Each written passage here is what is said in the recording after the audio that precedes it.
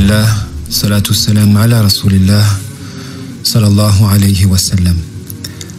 Alors je vais profiter de ce moment particulier, à savoir cette 27e nuit du mois du Ramadan, pour vous faire un petit rappel sur la nuit du destin.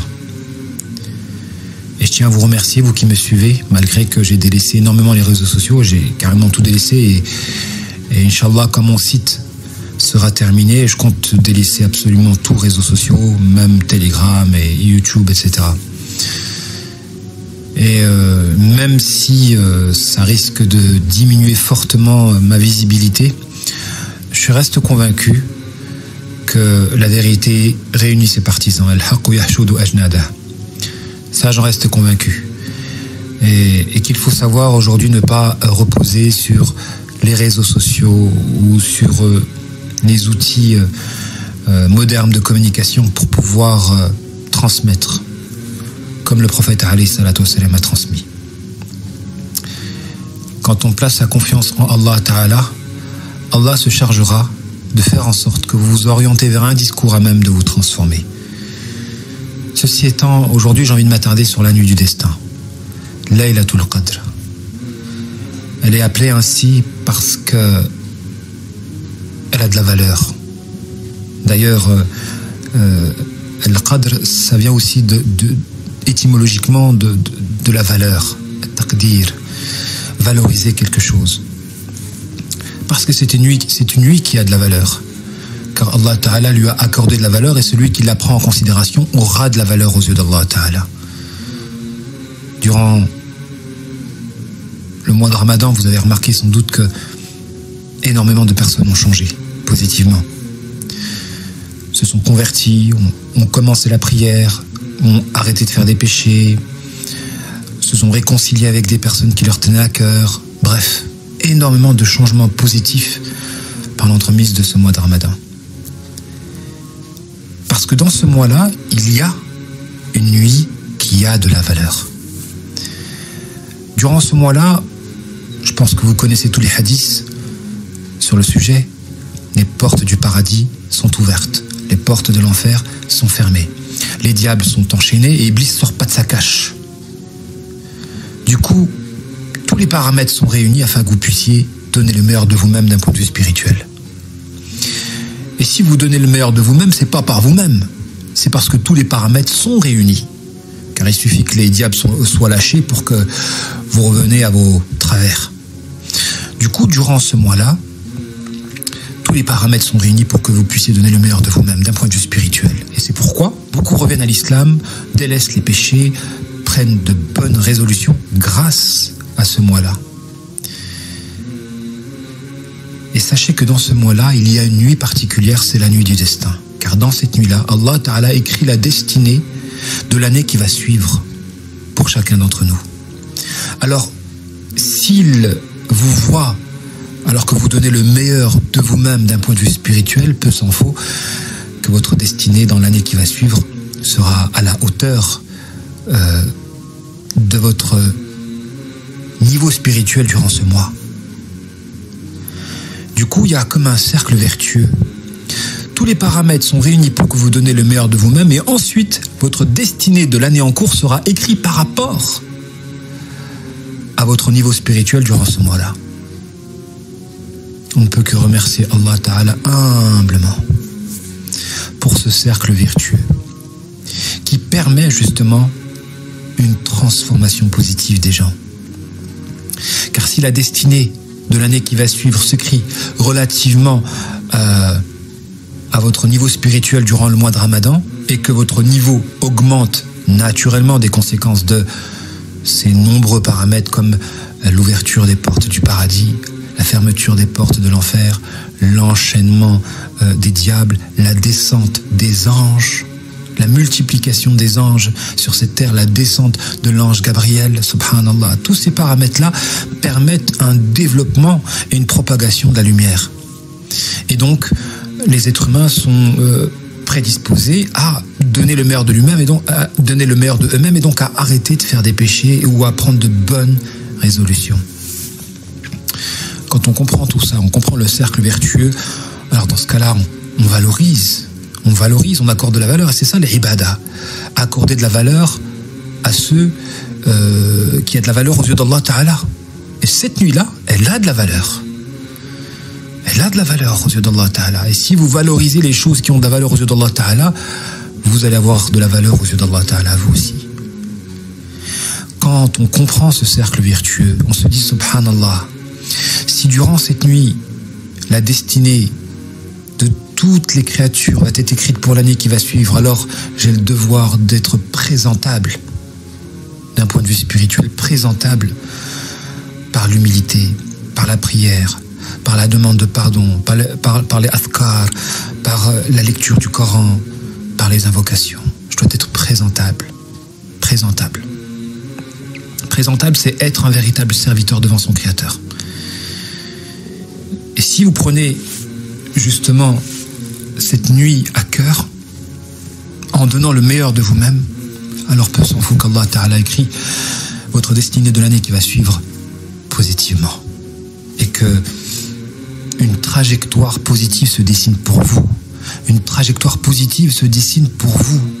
Donc c'est pourquoi en fait s'explique de la sorte pourquoi de nombreuses personnes qui étaient destinées à aller en enfer sont sauvées grâce à ce mois de Ramadan. Puisque tous les paramètres sont réunis pour qu'on donne le meilleur de nous-mêmes. Et si on donne le meilleur de nous-mêmes, Allah écrira positivement notre destinée pour l'année qui va suivre. Vous voyez les bienfaits de la religion. En fait, tout est réuni pour qu'on puisse réussir. Et s'il y a des gens qui ne réussissent pas malgré cela, c'est vraiment qu'ils s'entêtent. Qu'ils s'entêtent. Et on n'a pas le droit d'aider une personne qui s'entête dans la perdition. Hein, comme le disait une personne célèbre, il ne sert à rien de vouloir guérir si on n'arrête pas les choses qui nous ont rendus malades. Ça ne sert à rien de soigner une personne qui cherche la guérison alors qu'il ne veut pas arrêter les choses qui l'ont rendu malade. Profitez de cette nuit-là pour prendre de bonnes résolutions. Les résolutions qui vous transforment. La vie est très courte, je le répète toujours. La vie est courte et courte et courte. Et je parle, c'est vrai, énormément de la souffrance. Et récemment, c'est vrai que j'ai parlé de la manière de transformer notre souffrance en carburant pour donner le meilleur de nous-mêmes. Et c'est vrai qu'une vie n'a de sens à mes yeux que lorsque l'on prend des risques. Lorsque l'on prend des risques pour notre au-delà, là, la vie prend du sens. Il faut qu'on se libère d'une certaine monotonie en réalité qui enlève toute sa saveur à l'existence.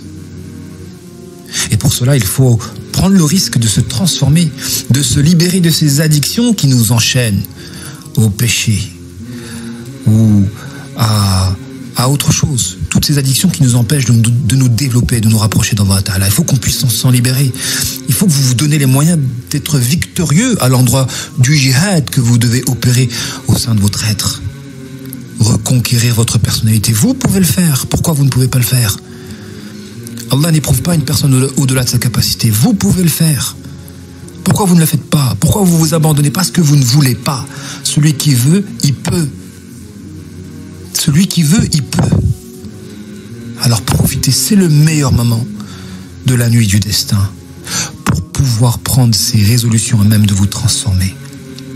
Et je tiens par la même occasion à remercier ces personnes qui nous soutiennent, toute l'équipe de la Souhaïa, tous les élèves des cours en ligne, ainsi que ces nombreux donateurs. Tiens, un frère a donné en une fois 1 000 € hier pour la construction d'une mosquée. Subhanallah. Et pour répondre à ces nombreuses personnes qui nous disent pourquoi s'orienter sur le Chem et uniquement le Chem. Le Chem, il y a plein d'endroits qui ont besoin d'aide humanitaire. En réalité, il faut que vous compreniez que nous ne faisons pas de l'humanitaire pour de l'humanitaire. C'est bien si vous voulez investir à droite, à gauche, etc. On vous encourage. Toute personne qui fait un acte de bienfaisance est à louer. Mais nous, derrière l'humanitaire, à l'endroit de la région du Chem, on cherche à secourir Allah.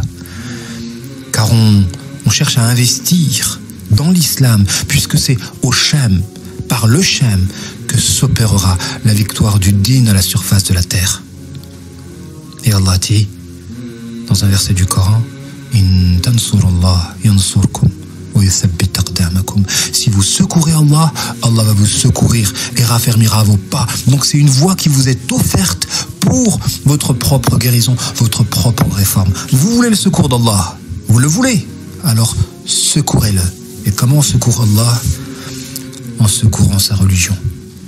Et l'une des manières de secourir la religion d'Allah Ta'ala, c'est d'investir là-bas au Shem, puisque là-bas s'y trouvent des gens qui ont décidé de sacrifier leur vie pour le triomphe de l'islam. C'est la moindre des choses, ils n'ont même pas à nous demander un centime. C'est à nous d'investir, à défaut d'être sur le terrain, qu'on les soutienne financièrement.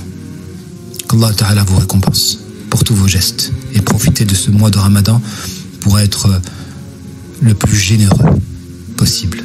D'ailleurs, le prophète alayhi salatu wassalam était généreux et sa générosité s'exprimait davantage durant ce mois-là. Il reste que quelques jours. Wassalamu alaikum wa rahmatullahi ta'ala wa barakatuhu.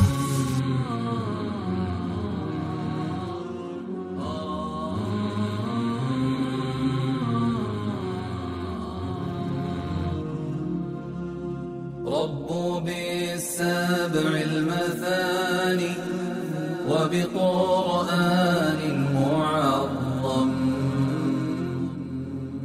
ربوا بالسبع تهاني الحب تسبقنا إليها وتنثور وردانا من مقلتيها يرفرف سعدنا في كل درب فيبتهج السال الطافي عليها تهاني الحب تسبقنا إليها وتنثور وردانا من مقلتيها يرفرف سعدنا في كل درب فيبتهج السال الطافي عليها لأجلك يا ضحى رقصت سمانا وأمطرت الزهور وما لديها وغنت بالسرور هديل شوق لها اهتز الربا يمشي إليها لها قلب